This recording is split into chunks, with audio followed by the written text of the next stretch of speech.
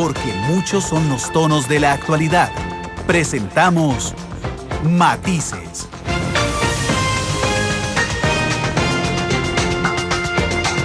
Una producción de Noticias Monumental.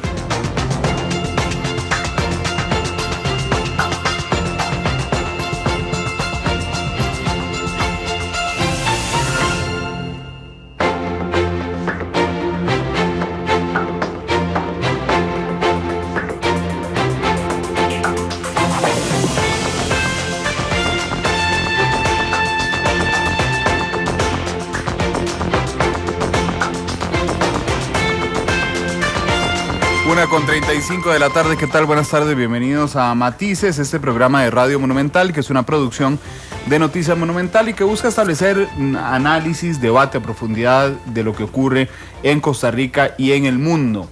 Esta semana ayer tuvimos un programa muy interesante. El Puente al Desarrollo. Sí, con don Carlos Alvarado y doña Ana Elena Chacón. Muy interesante, hoy también será muy interesante. Mañana vamos a repetir, miércoles santo, uno de los programas que más nos han pedido que repitamos, que es un programa muy denso, es un análisis que hizo del Barómetro sobre la democracia de América Latina y cómo decayó el año pasado en los índices. En semanas anteriores tuvimos a Sergio Araya de Konrad Adenauer explicándonos ese estudio que hicieron, y mañana vamos a repetir precisamente el programa. Pero bueno, vamos a empezar hoy, tenemos de 1:30 a 2:30 por el partido de la Sal en la noche, así es que vamos a ir rapidísimo con un repaso veloz de lo que ha sido la actualidad en Costa Rica. Bueno, uno de los puntos que queríamos resaltar, esta filtración le digo filtración yo, es la grabación que doña Ligia Fallas hizo de la reunión con el presidente Solís. Yo no sé, a esta altura habrá que preguntárselo a don Guillermo cuando regrese a Estados Unidos. Yo no sé si él sabía que lo estaban grabando, porque la grabación de la reunión está completa. Y el presidente Solís dice cosas interesantes y para algunos aventuradas. Dice que un gobierno de liberación nacional no se hubiese destapado salarios millonarios en los bancos. También dice el presidente Solís, dijo unas palabras sobre Oscar Arias que le obligaron después a ofrecerle disculpas. No sé, a veces da la impresión de que el presidente toca cualquier tema en cualquier reunión. Sí, a mí lo que no me gustan son las comparaciones. Ya, el hecho de que se compare con un gobierno de liberación nacional, independientemente si se hacen o se dejan hacer las cosas, le resta atención a temas que se deberían estar debatiendo en este momento. Sí, está bien. Sí. Estamos de acuerdo, esas cosas le meten ruido. Por ejemplo, Puente al Desarrollo, que es un programa muy interesante de la administración, tiene un montón de ruido alrededor, lo que dijo el embajador en Venezuela, lo del helicóptero, lo de Oscar ya toda la Arias. gente estaba en modo Semana Santa, entonces eso también le bajaba un montón el perfil y la atención. Lo de los horarios de los empleados públicos también. Ya adivinan ustedes quién es nuestro invitado de hoy, don Constantino Urcullo, que siempre es un gusto que nuestros invitados opinen al inicio del programa, don Constantino. Bueno, meto la cuchara. Adelante, es un gusto, de verdad. No, yo creo que ustedes tocan un tema pero muy importante, y es de que yo creo que este gobierno no tiene idea de que errores pequeños se van sumando. Sí. y van incrementando las percepciones desfavorables. Digamos, el tema del helicóptero que usted señalaba, un tema importantísimo en Semana Santa. El presidente de la República llega y dice que, se va a trabajar hasta el miércoles y él se va de vacaciones. Es decir, eso es una cosa menor. Yo diría que no es... Eso es peccata minuta, pero tiene que haber muchos empleados públicos disgustados de que les quitaron los 3 días y el hombre se fue para Miami. Eso no le hizo el presidente un daño tremendo al país, pero se ajustan, van sumando esos poquitos y eso va erosionando lentamente la percepción favorable del gobierno. Ahí se siente que no hay política comunicativa. Y yo he insistido mucho en que la política comunicativa en otros programas aquí es secundaria, sino que lo importante es lo político. Pero en cuanto a política comunicativa, lo pequeño suma y es importante. Y se proyecta. Claro, porque cuando usted deja que un montón de cositas le generen ruido, le opacan al final, muchas cositas le van a opacar algo grande. Sí, y le van erosionando el rostro al gobierno y al señor presidente. Yo no olvido, había una conferencia muy interesante en Casa Presidencial hace un par de meses, que tenía que ver, que estaba Queens Duncan. Sí, en con Casa el Presidencial. proyecto Limón. Bueno, resulta que nadie le puso atención a Queens Duncan, porque el gobierno no había hablado en 5 días de lo del caso Soleil. Y el día que tienen a Queens Duncan ahí, deciden que van a hablar del caso Soleil. Adivine qué le preguntó todo el mundo al presidente. Nada de Queens Duncan, evidentemente. Le preguntaron sobre el otro caso. Ese es el timing, digamos, que uno dice, ay, Y si uno lo ve más en macro, el día que lanzaron este proyecto de Puente al Desarrollo fue el día que jugó la selección nacional. Y estaba Keylor Navas en el país, y estaba Celso Borges en el país, y estaban todos los jugadores de la selección en el país. Entonces, en cierta parte podría restar en algún momento un poco de atención importante. Sí, no hay cintura comunicativa. Sí. Es decir, flexibilidad, muñequeo con la comunicación, vivir la comunicación y saber que la política no es todo para la gente, ¿verdad? Es decir, es más importante Keylor Navas que el ministro de la presidencia. Claro. Y hay que saberlo, ¿verdad? Cuando se está en el gobierno y saber que uno no puede competir con ese tipo de figuras. Son más atractivas, son más agradables y no tienen negativos. Sí. A menos de que le pase las del federativo de Juan Carlos Román, que se pelea con una chiquita con cáncer porque le puso los pies en el zacate, pero eso es excepcional, ¿verdad? En ese tipo de otras figuras mediáticas. Ya inclusive, digamos, ciertas figuras mediáticas, aunque salgan chingas en fotos, más bien provocan solidaridad con ellas, ¿verdad? Porque la gente quiere a sus figuras mediáticas y los políticos particularmente no son íconos adorados por los costarricenses ni por mucha gente en el mundo en este momento, ¿verdad? Claro, bueno, de hecho, de eso vamos a hablar ahorita porque hoy vamos a dedicar el programa con Constantino analizar la situación política. Eso es muy macro, pero vamos a irnos hacia lo último que ha pasado en el Poder Ejecutivo, hacia las negociaciones o en la Asamblea Legislativa, que tienen que ver también con el Poder Ejecutivo. Y un tema interesante, dice, lo que está pasando a nivel mundial, en Costa Rica ha tenido poco eco. Hoy se vence el plazo para que Irán y demás países que un acuerdo preliminar. Irán no está de acuerdo del acuerdo, ¿verdad? Que es sacar el uranio enriquecido de Irán, inclusive dárselo a un socio natural, que es Rusia. Desde ayer, porque hoy vence el plazo, se estaba hablando de que el acuerdo preliminar era extender las negociaciones. Sí. Bueno, no importa, en una relación tan tensa como con Irán, aunque no sea un acuerdo definitivo, extender las negociaciones podría ser un acuerdo positivo, Constantino. Sí, pero aquí lo importante, Randall, es leer el contexto. Sí.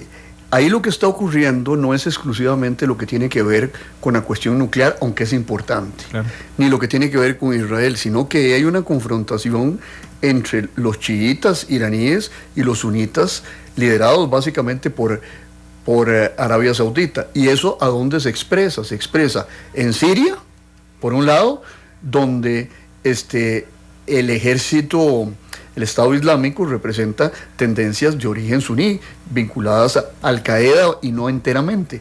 Y por el otro lado usted tiene en Yemen que han avanzado los hutitas, que son de tendencia, llamémoslo así, aunque esto es político y no religioso, de tendencia pro-iraní.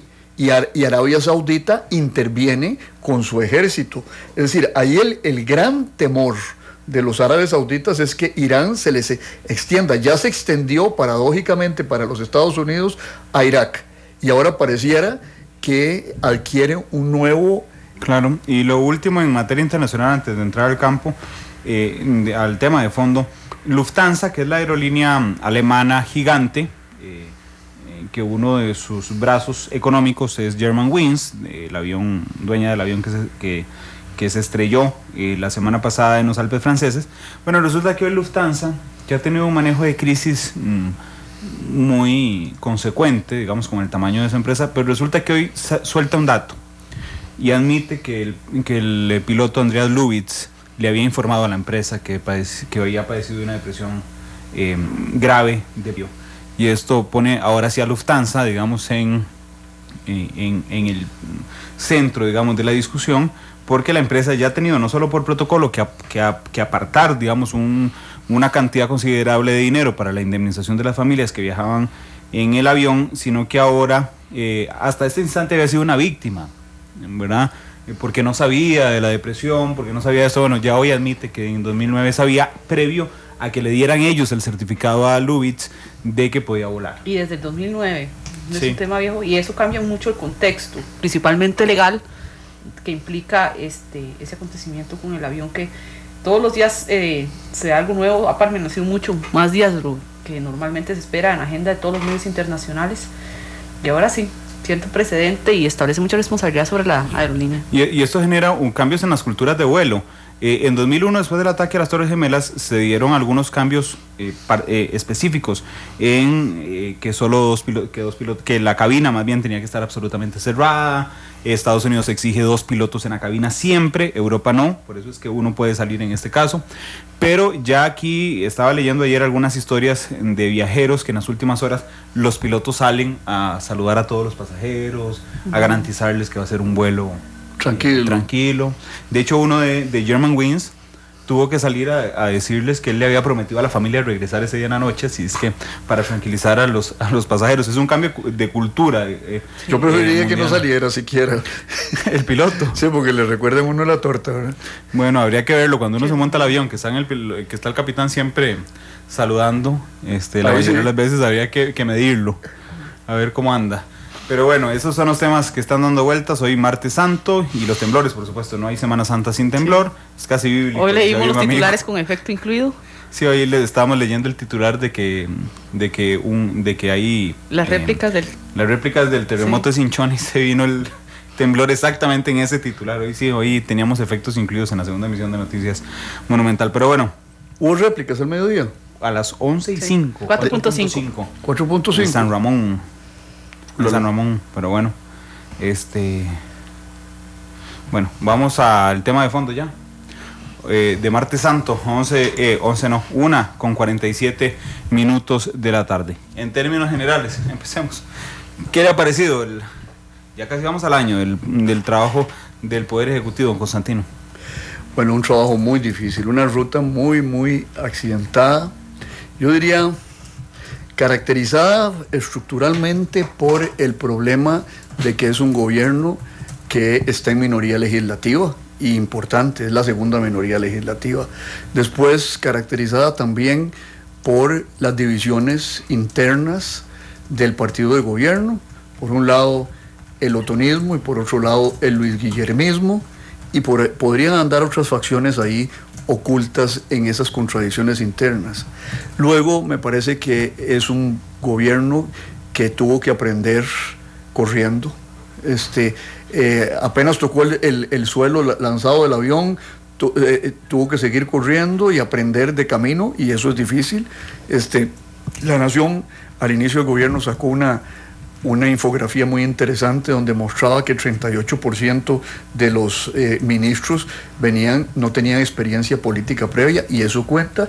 Y luego me parece que se han venido cometiendo estas cosas que comentábamos antes nosotros, que son errores de gestión política, ¿verdad? De mala administración del capital político, que era un capital político extraordinario, 1.300.000 votos, una gran fe y entusiasmo de la población con que las cosas iban a cambiar. Y bueno, se han empezado a cometer acciones que equivalen a las acciones tradicionales de los políticos, porque es un poco la naturaleza de la política. No vamos a cambiar el mundo de la noche a la mañana.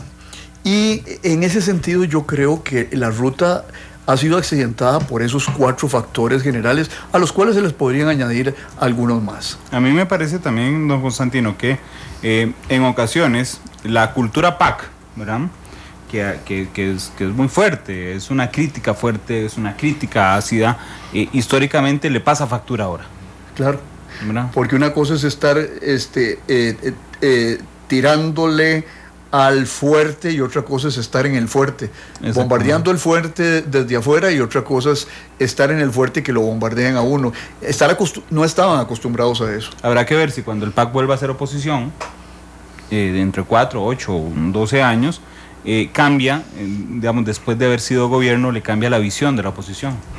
Claro, que eso es lo que le podría pasar también al Frente Amplio, ¿verdad? Es decir, el Frente Amplio, aunque de alguna manera cogobierna ahora, aunque lo niegan ellos, pero yo tengo ahí un tema, es decir, cuando dicen que no cogobiernan, dicen es que no cogobiernan porque no tienen ministros, pero la realidad es que cogobiernan el Estado, porque coordinan entre el Poder Ejecutivo y el Poder Legislativo y ejercen acciones conjuntas. Entonces hay un cogobierno del Estado. Pero eso le podría pasar al Frente Amplio en el futuro. Pero yo creo que ya le pasó al PAC, como usted bien lo dice. Bueno, yo estoy en oposición, rechazo todo lo que es parte de los partidos establecidos. Y bueno, un poco lo que le pasó a Alexis Tsipras en Grecia. Era la crítica radical al sistema y se ha tenido que ir a sentar con la señora Merkel, ¿verdad? Y andar en mangas de camisa. No se ha puesto la corbata, pero ya se puso el saco, ¿verdad? Ese es el cambio de situaciones, ¿verdad? Cuando lo escucho usted hablar de capital político que ha administrado mal el gobierno, recuerdo con la popularidad que llegó don Luis Guillermo a la presidencia. Es un arma de doble filo empezar con tan alto perfil un gobierno. Claro, porque creó muchas expectativas. Realmente, sin embargo, no fue una propuesta populista profunda, ¿verdad? Estilo Podemos en España, donde somos nosotros contra las castas, sino un poco su ataque era contra el Partido de Liberación Nacional, contra los últimos 30 años, etcétera. Pero sí generó una expectativa de, bueno, ya viene la alegría, vamos a cambiar Costa Rica. Ese letrero de cuando anunció los ministros es un letrero que se puede voltear fácilmente. Vamos a cambiar Costa Rica. No es vamos a cambiar la política social o la política macroeconómica o vamos a hacer más carreteras. No, vamos a cambiar toda Costa Rica. Y por eso se paga un precio. Porque esas son promesas imposibles de cumplir. Costa Rica cambiará entera en el lapso de 150 años, pero no en el lapso de un gobierno, ¿verdad? Lo que pasa es que a la administración Solís en asamblea le ha salido todo, ¿verdad? El presupuesto, Banca para el Desarrollo, el directorio, es decir, todo lo que se ha propuesto lo ha sacado. Eso habla bien de la negociación política en asamblea legislativa. Lo que yo me pregunto a esta altura es a qué costo, porque muchas veces tengo la impresión de que está sacrificando imagen ante la gente por sacar cosas o compromisos en la asamblea legislativa. El presupuesto no le fue bien, porque al final la sala le mandó la plana, ahí perdió una parte, ganó que tiene el presupuesto. El Banca de Desarrollo era un proyecto heredado. Ruta 32 también. Sí, digamos, lo que ellos logran presentar como algunos logros, realmente eran proyectos que venían. Y si usted se pone a examinar la agenda legislativa, se encuentra de que no han presentado proyectos este año propios del gobierno. Y que lo que han sacado son proyectos que venían de atrás, salvo el presupuesto, y ahí es 50 y 50, mitad y mitad, ¿verdad? Porque, bueno, lograron pasar porque los magistrados fueron tímidos en cuanto que probablemente se dijeron, no vamos a dejar al gobierno paralizado. Y tenían otras opciones, bueno, pero la opción fue decirle, señor presidente de la Asamblea Legislativa, usted cometió un error, pero el presupuesto sigue vigente. Pero pues, bueno, fue salomónico. Pero invitó a las partes a presentar acciones de inconstitucionalidad y tiene que resolver ya un par de acciones de inconstitucionalidad que pueden anular el presupuesto, porque lo que dijeron los magistrados, un poco tímidos, dijo usted, es no podemos anularlo porque esto es una consulta, no es una acción. Yo no creo que se atrevan a anular nada. Es decir, creo que esa timidez jurídico-política no los llevará a anular nada, y eso sí, es una lección para el gobierno de que la próxima no pueden hacer eso. Y yo creo que ya en la próxima la sala no tendrá la misma postura. Pero yo no veo que al gobierno le haya salido todo, ¿verdad? Porque primero ha presentado muy poco.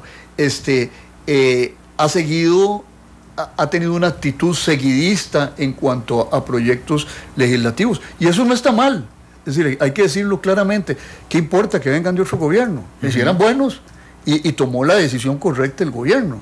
Es decir, pero yo creo que ha sido un gobierno con una poca, salvo lo del directorio, pero de ahí eso quedó reducido a una alianza por puestos y no fue como se quiso presentar inicialmente, una alianza programática por proyectos. Quedó claro que no es. Quedó claro que no lo es, sí. No lo es, bajo ninguna circunstancia. Y eso es lo que le reclaman los del PUSC y lo que le reclaman los del Frente Amplio. O sea, que realmente no hubo alianzas duraderas. Esto en términos amorosos, lo que ha pasado son aferes de una noche, sexo casual, dirían algunos, ¿verdad? Y no un matrimonio más establecidito y sólido, ¿verdad? Pero usted la vez pasada había dicho que las relaciones monogámicas no eran siempre buenas. No, yo había dicho que en la política. En la política. No, que en la política la promiscuidad era una virtud, en el sentido de que, y sobre todo... o sea, puede tener un montón de parejas, pero que duren. Sí, que duren, que tengan alguna sustancia, porque, bueno, si esas parejas políticas duran una noche, no le dan mucha sustancia, mucho fondo, mucho fundamento, como dirían nuestros campesinos, a esas relaciones, ¿verdad? Sí, ahora vamos a lo específico, que son esas cosas que podrían llamarse peccata minuta, pero que finalmente les echan a perder cosas más grandes. Vamos a ver, el libro de Henry Kissinger en las manos del canciller, las declaraciones del embajador Federico Picado en Venezuela. Bueno, lo del libro a mí me parece peccata minuta, pero les echaron a perder una negociación con el Frente Amplio. Sí, lo que pasa es que a mí eso me parece realmente qué palabra suave utilizo. Es decir, se lo voy a poner así como lo decía el otro día. Yo, en mis cursos de política internacional de la Universidad de Costa Rica, yo uso a don Henry Kissinger. Sí. Y utilizo el libro de Lenin, El imperialismo, fase superior del capitalismo. Es decir, Kissinger puede haber sido un asesino.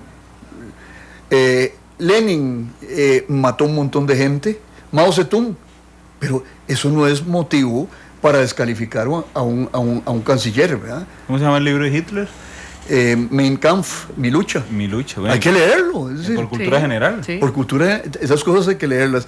Ahora, el otro caso que usted me citaba... Ahora sí, el embajador Picado. Los casos de los embajadores esos 3 casitos hacen parte del proceso de erosión del gobierno. ¿En qué sentido? De que lo que demuestran es de que en este gobierno de la alegría se cometen errores como en los gobiernos de los 30 años pasados. Y eso, aunque el presidente haya hecho muestra de voluntad y de firmeza, a la larga son errores que se le atribuyen a su gobierno porque nombró mal, porque el funcionario se le salió del saco al presidente, etc. Pero la realidad es que eso se va acumulando, y el caso de Federico Picado es un caso triste porque la intención era buena, era un embajador que tenía una serie de afinidades con el régimen de Caracas, y entonces fue el mismo criterio con que se nombró a don Vladimir de la Cruz, es decir, que venía de la izquierda y entonces tenía vasos de comunicación con esos sectores. Pero tal vez es más prudente. No, Vladimir es muy prudente. O vea usted las declaraciones del embajador Carreras sobre Cuba, prudentísimas, sí. Prudentísimas. Pero todo eso se va sumando, Randall, y la gente lo que ve es, yo recuerdo cuando yo fui diputado que vino el escándalo del cierre del Banco Anglo. Entonces Figueres cierra el Banco Anglo y trata de echarle la responsabilidad al gobierno de Calderón. 4 meses después hacen una encuesta y le preguntan a la gente, ¿de quién es la responsabilidad por el cierre del Banco Anglo? Y todo el mundo dijo que de Figueres. ¿Por qué? Porque cuando usted abre el abanico, todo el mundo se pringa. Y si usted es el que está más cerca, es el que resulta más pringado. Bueno, usted está diciendo que se cometen, que este gobierno ha cometido errores igual que los 30 gobiernos de los 30 años pasados, o los 30 años pasados, pero en cuanto a magnitud, a veces en contextos es muy difícil medirlo, pero ¿se han cometido más errores o son los mismos errores? Algunos son nuevos y otros son los mismos errores que están en la naturaleza de la política. Mire, usted no puede medir exactamente la idoneidad de un embajador al 100%. Es decir, siempre es un poco sacar el dedo al viento y ver por dónde está soplando el viento, ¿verdad? Y tiene ciertos elementos. Bueno, el señor vamos a donde don Federico, que es un buen hombre. Federico es un ingeniero civil, con una trayectoria en la función pública, tenía una serie de elementos que lo capacitaban para dialogar con el régimen de Caracas, pero usted no puede medir exactamente de que se va a expresar de la manera como se expresó, solo ya enfrentado a las circunstancias. Es como el caso del piloto alemán, mire, es decir, se pueden hacer 1000 análisis psiquiátricos, y ningún psiquiatra en un momento determinado ante una persona con depresión le puede asegurar, mire, ese hombre 100% se va a suicidar. ¿No? Sí. Eso es decir, hay un grado de incertidumbre en la vida y todos los gobiernos viven esa incertidumbre con respecto a sus funcionarios y con respecto a las decisiones del mismo presidente de la República. Pero también quedó reflejado porque en el caso de don Federico, vamos a ver, es un hombre muy inteligente, estudió en Rusia. No va a estudiar en Rusia, es un hombre inteligente, pero yo lo conozco como un hombre muy inteligente. Y sacó una ingeniería civil en Rusia y ha trabajado en eso. Claro, pero este tema de los embajadores, no solo el de don Federico, representa alguna falta de manejo también de la función pública, digamos, ahí hay una falta de experiencia muy clara, de prudencia, que no estoy claro si es una falta de prudencia o un exceso de, voy a usar una palabra un poco fuerte, pedantería intelectual, en el sentido de que yo no tengo que preguntarle a la Cancillería, yo me la juego. Es que mire, en los embajadores siempre habrá una parte que no tienen que ser de carrera, sino tienen que ser de confianza política absoluta del presidente. Es decir, el funcionariado tiene que ser de carrera para que le sirva a ese embajador. Pero pretender que todos los embajadores sean de carrera, ni en Estados Unidos, ni en Inglaterra, ni en Francia, ni en Rusia, probablemente todos los embajadores son de carrera. Entonces, a mí me parece que la gente critica al gobierno por esto, y yo le voy a decir una cosa, sin pretender defender al gobierno, pero se olvida de que hay nombramientos excelentes. Por ejemplo, ¿quién es el embajador de Costa Rica en París? El doctor Gabriel Macaya, sí, doctor en biología molecular de la Sorbona, ex rector de la Universidad de Costa Rica, gran investigador de la Universidad de Costa Rica. Ese es un nombramiento, a mi juicio, acertadísimo. Y le voy a decir otro, el doctor Manuel Rojas en Chile. Sí. Chile es un lugar donde el desarrollo de las ciencias sociales es muy, muy, muy profundo. Don Manuel ha trabajado en Flaxo, ha sido profesor de la Universidad de Costa Rica durante mucho tiempo, doctor en sociología por la Universidad Autónoma de México, más que credenciales. Ahora, ¿vemos eso? No se ve eso. Y yo creo que entonces cuando se va a hacer el juicio del gobierno en este campo, creo que hay que ver los dos lados de la moneda. Y probablemente todos los gobiernos cometen los mismos errores. Es decir, nombran buenos y nombran malos, pero yo no creo que haya sido deliberado nombrar funcionarios malos. Yo no tengo esa impresión, al menos en este momento. Juan Carlos Mendoza, en la ONU. Bueno, está adquiriendo entrenamiento. Claro, porque yo le voy a ser muy transparente con la audiencia. Yo a don Juan Carlos, que lo respetaba mucho como diputado y como presidente de la Asamblea Legislativa, quedé muy desencantado en la primera entrevista que le hice como embajador en la ONU, porque recuerdo que acabábamos de perder un puesto en Derechos Humanos. Sí, en la Comisión de Derechos Humanos. Y entonces le dije yo, don Juan Carlos, ¿por qué perdimos contra El Salvador y Paraguay? Si no me falla la memoria, ¿por qué perdimos? Me dijo, porque tuvimos menos votos. evidentemente por eso perdimos. Digo, yo estaba preguntándole más a fondo, pero lo que a mí me demostró en esa respuesta y en ese manejo fue una falta de conocimiento sobre la dinámica. Sí, yo diría que ese no es el nombramiento más feliz, pero le voy a dar otros buenos nombramientos. Don Román Macaya en Washington. Sí. Don Enrique Castillo en Londres, por ejemplo. Don Enrique Castillo en Londres. Sí. Don Román Macaya, bioquímico, hijo de una norteamericana, perfecto en el inglés, etcétera. Doña Doris Osterloff ahora en Madrid. Doña Doris tiene maestrías, fue alumna mía, la conozco bien, es una mujer muy seria y además tenía un contacto con la Secretaría Iberoamericana que está en sede en Madrid. Entonces yo creo que cuando uno hace el juicio de esos nombramientos, hay que hacer no el juicio solo de los malos, que los hay, sino que ha habido buenos nombramientos ahí. Pero la cosa no es que los malos se quedaban calladitos antes, entonces no figuraban tanto. Porque Víctor Rodríguez dice, algún embajador de este gobierno ha dicho algo bueno. Es importante, lo sabemos, porque él resalta únicamente lo malo. Bueno, don Constantino está resaltando lo bueno. Siempre ha habido nombramientos buenos y nombramientos malos en política exterior. Aquí lo que pasa es que le surgieron 3, es decir, 3 se alzaron el perfil y quedaron desnudos ante la opinión pública. Claro, desgraciadamente para el gobierno, ¿verdad? Pero yo, digamos, yo tiendo a rescatar lo otro y mire, en el pasado ha habido nombramientos muy cuestionables, no los voy a mencionar, pero por ejemplo, señores que tenían negocios y que no eran ni costarricenses y nombrados embajadores ante organismos multilaterales, ¿verdad? A mí me tocó ver en algún momento en que yo visité Rumanía un cónsul que no era costarricense y que el señor le pagaba todo a la embajada, pero estaba haciendo negocios desde esa posición. Es decir, en todo gobierno se cuecen habas, como dice el dicho castellano. En han caído 3 por liviandad de la lengua, ¿verdad? Claro, pero es que aquí está el detalle, que es, usted dice, en todo gobierno se cuecen habas. Efectivamente, el problema de este gobierno es que la cola que trae de oposición era criticar todas las habas, ¿verdad? Habidas y por haber. Ahora tiene techo de cristal, es complicadísimo. Sí, es el dicho aquel nuestro, ¿verdad? Es decir, cuando le pasan unas cosas a un gobierno de esos, yo me recuerdo el cuento aquel del diablo repartiendo escapularios, ¿verdad? Es decir, y ahí sí, yo llamé a la santidad, ¿verdad?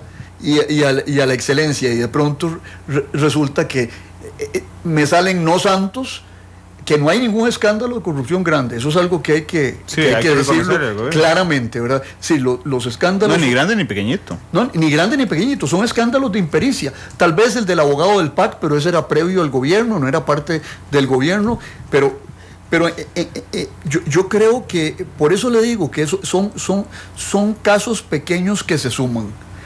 Y al final, de ahí, 2 más 2 más 2 más 2 más 2, se hace un montón, ¿verdad?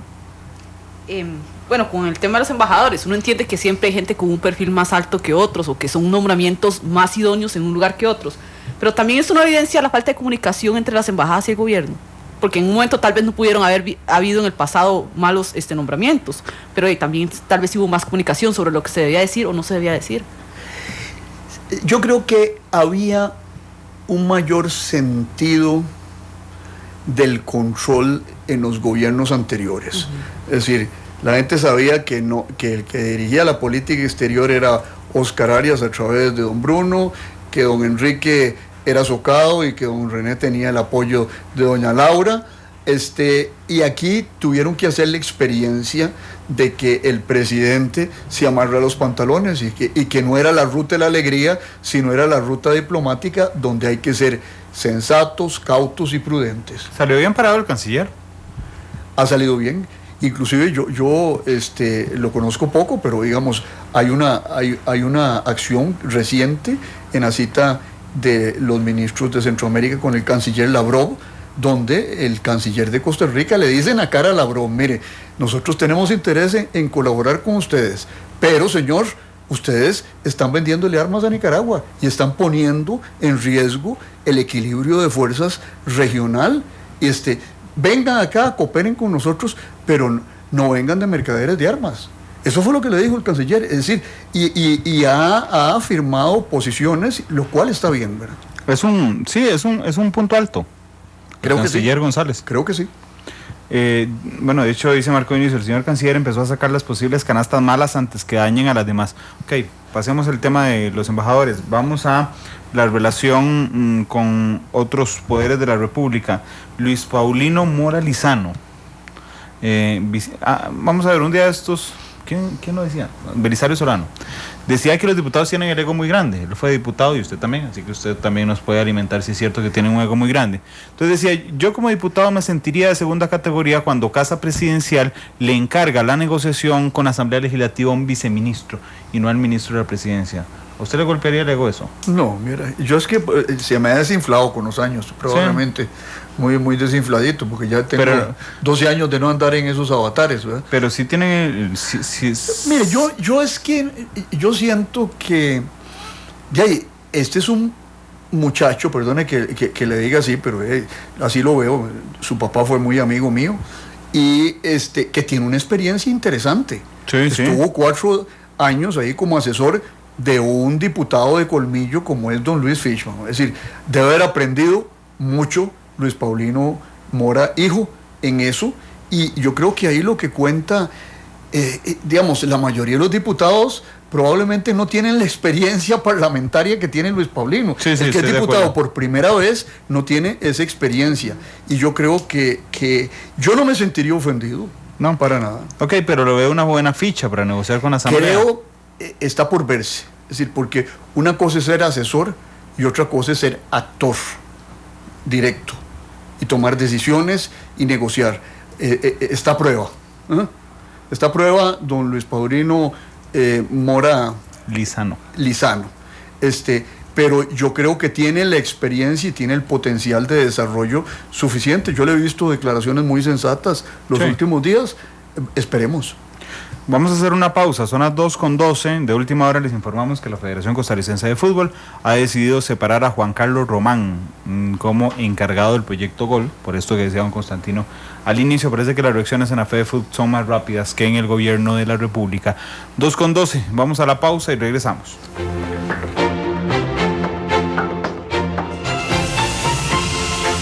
Porque la realidad tiene muchos tonos, matices. Analizamos los tonos de la actualidad. Exploramos sus contrastes, matices.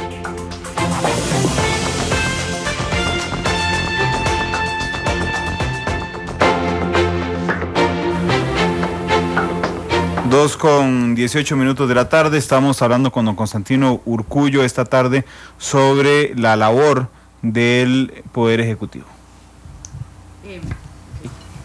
Ahora estamos hablando extra micrófonos, don Constantino, sobre la dificultad que ha tenido el gobierno para dar algunos nombramientos. Se fue el viceministro de la presidencia, hasta hace poquitos días lograron nombrar a don Luis Paulino, todavía está el conflicto con el ministro de Salud o la ministra de Salud. ¿Qué evidencia esto? Lo que evidencia es que el PAC era un partido sin cuadros, en el sentido de que, bueno, durante la época del bipartidismo, ambos partidos tenían varias administraciones de experiencia, había gente donde había un pool donde se podía reclutar. El PAC no tenía experiencia de gobierno, entonces les ha costado encontrar la gente para esos puestos. Fíjese usted lo que se duró, y lo comentábamos también en la pausa, lo que se duró en designar los ministros. Le costó mucho al gobierno y a don Luis Guillermo encontrar los ministros. ¿Por qué? Bueno, porque no había cuadros. Y bueno, tuvieron que ir a sacar los cuadros a las universidades. Y yo en algún momento le llamé a esto el gobierno de los profesores, ¿verdad?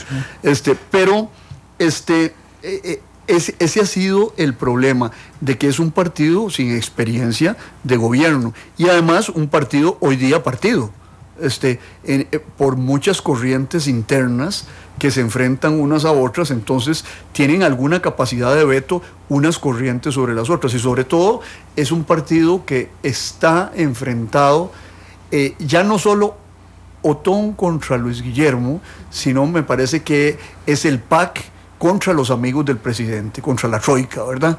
La troika de Figueres, Melvin y Víctor Morales Zapata. Y la gente está enfrentada desde muy diversas posiciones con estos señores que yo los he llamado los guardianes de la puerta, ¿verdad? Están ahí en la puerta y son los que deciden quién entra o no entra al gobierno. Y eso genera celos, resentimientos en un PAC en el cual, en cierto sentido, Luis Guillermo era un recién llegado. ¿Ah?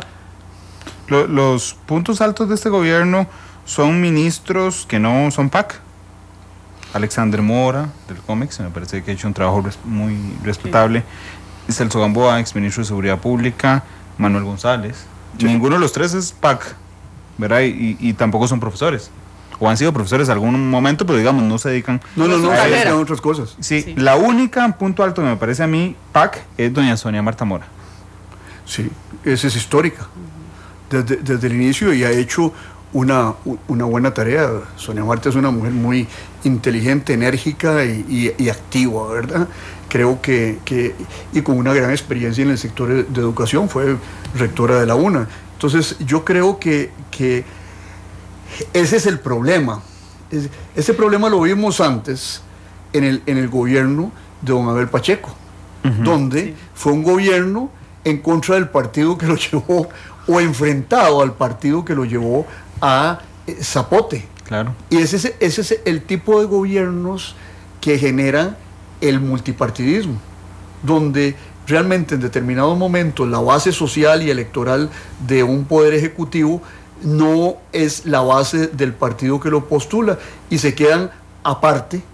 Y entonces, por eso yo decía desde el inicio que esto ha sido muy accidentado para don Luis Guillermo, porque aparte de tener 13 diputados originalmente, ahora tiene 11 u 8, según como se vea, ¿verdad? Sí. Según como se ve el asunto, y entonces, y no tiene a dónde reclutar para la administración central del Estado. Entonces, es un gobierno maniatado, amputado de algunos miembros. Es muy difícil gobernar en esas circunstancias, ¿verdad? ¿Y también está desgastado o todavía no?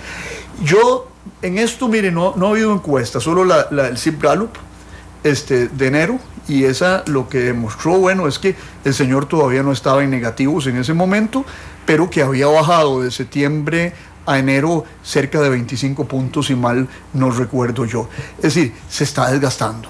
Es decir, habría que ver cuál es, si se encuesta ahora, cuál es la situación real. Tengo entendido que el Centro de Investigaciones y Estudios Políticos de la Universidad de Costa Rica pronto sale al campo, y bueno, en noviembre ya el CIEP había constatado un cierto desgaste del gobierno. Ahora, no es de que va en picada como el avión alemán, ¿verdad? No estamos ahí, pero sí está bajando. Eso es lo que yo podría intuir más allá de las encuestas. Nos quedan 5 minutos de programa. Asamblea Legislativa, 1 de mayo, negociación.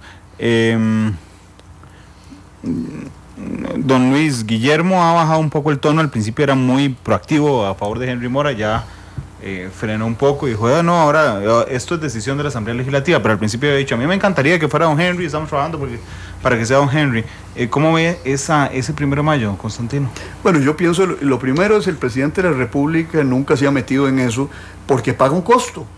Si no gana ese pulso, es un costo adicional que se suma a ese proceso de desgaste y erosión. El presidente, yo creo que al día de hoy se ha metido demasiado en eso. Y recuérdese cuando empezó el desgaste de doña Laura Chinchilla el primer año, cuando se metió a decir quién tenía que ser la jefe de fracción, doña Viviana, ¿se acuerda? El segundo año. Sí. Es decir, ¿por qué? Porque hay que escoger las batallas. Y si hay una batalla que se va a perder, que la pierda la fracción legislativa y no la pierda el señor presidente de la República. Entonces creo que ahí hay un tema. Creo que Otón va a persistir en querer ser el candidato. ¿De quién? Puede que sea el candidato hasta de Liberación Nacional. Yo, en mis rincones maquiavélicos, yo propiciaría eso. Si yo fuera del Partido de Liberación Nacional. ¿Por qué? Porque hace esto un golpe doble. Le quito el control a Henry Mora y a un sector del PAC, y además coloco al presidente de la República en una situación muy difícil, porque el más grande opositor de este gobierno ha sido, en términos mediáticos, ha sido don Otón Solís. Entonces eso sería una bofetada en el rostro, una bofetada política, entendámoslo así, en el rostro del señor presidente de la República. Ahora, yo creo, mi impresión es que don Henry Mora está quemado.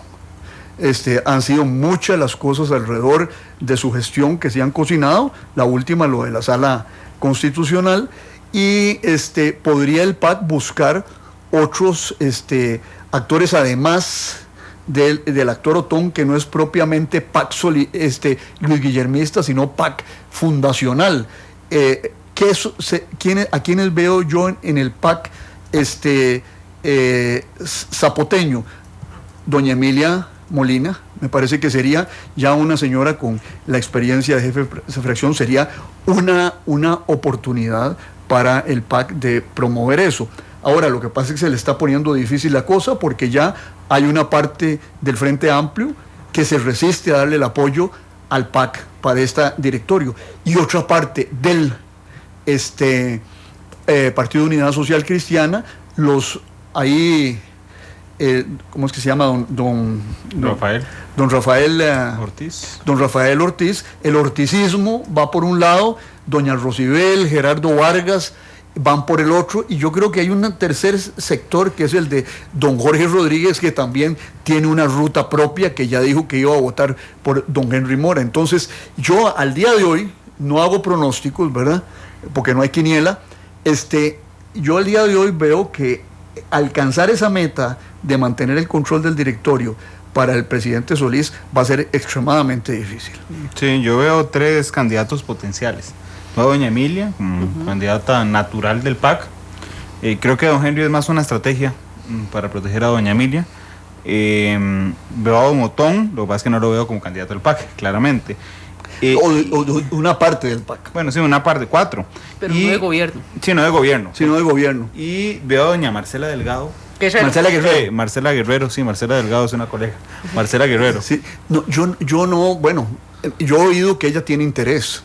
Y dirige las sesiones del plenario con mucha propiedad. Así, yo no he tenido oportunidad de verla dirigiendo. Fue mi alumna, es una mujer inteligente, y flexible. Pero igual también tiene muy bajo perfil, tiene más alto perfil doña Emilia. Claro, es decir, y yo creo que eso juega, ¿verdad? Sí. Un año de experiencia dirigiendo una fracción en un contexto muy delicado y muy controversial, creo que eso juega a favor de doña Emilia. Y que ella es muy conciliadora también, doña Emilia. Sí, una mujer serena, sí, tranquila, racional, ¿verdad? Incluso para atender a la prensa. Sí, yo lo he visto. Ahora, yo conozco, ya le digo, como alumna a doña Marcela, y creo que tiene muchas de esas cualidades, pero un poco le falta las de Joel Campbell, ¿verdad? Horas de juego, ¿verdad? Ok. Bueno, cualquiera de las dos se convertiría en la tercera presidenta en la historia de la Asamblea Legislativa. Doña Rina, ajá, doña Rosemary Karpinski, y ya. Y esta sería la tercera. Ya hace mucho tiempo de eso. Deberíamos propiciar una presidencia femenina. Podrían utilizar ese punto en particular. Sí. Eso es un buen argumento. Sí, claro. Y Celo un día eso lo comentaba. Yo siento que sí cambia mucho el contexto del género sin que el comentario suene machista. Aquí en este contexto políticamente sí cambia. Como diría don Oscar Arias, un parlamento con alma de mujer. Me gusta la idea. Don Oscar quería que una mujer fuera la siguiente presidenta. Sí, y no le salió bien a él. Le salió bien a doña Laura. Pero bueno, un saludo a los expresidentes que nos escuchan en Matices también. Don Constantino, muchas gracias. Bueno, ahí nos vemos en la procesión en Entre Ríos. Se nos fue rapidísimo. Sí. ¿Cuál de las 3? ¿A cuál va usted? Yo voy a la de San Diego. Ah, bueno, la del encuentro, la del viernes en la mañana. La del viernes en la mañana. Bueno, yo vivo Entre Ríos, pero voy a la de Cartago, me parecen las mejores de todas. Es que hay centuriones y todo. Absolutamente, yo chiquitillo soñaba con ser centurión. ¿Todavía puede desfilar? Todavía puedo, voy a pensarlo. Voy a dejarme mal la barba para salir en Semana Santa. Yo Gracias, le prometo que le Constantino. regalo el casco. 2:29, nos vamos, viene Oro y Grana, de ahora hasta las 3:30, a las 3:30 viene Perando el Ojo, de 3:30 a 5:30, a las 5:30 la tercera emisión de Noticia Monumental, un resumen de 30 minutos, a las 6 de la tarde vendrá 120 minutos edición especial con el previo del partido Panamá-Costa Rica, y a las 6:45 ya el detalle de la transmisión de este partido que podría marcar un récord histórico costarricense de lograr 14 partidos sin perderse. Costa Rica lo logra hoy. Se vendieron todas las entradas en Panamá, están como locos, aunque están un poco resentidos de que Keylor Navas va a estar en la banca el día de hoy. Les hicimos un Messi a los panameños. 2:29, feliz tarde.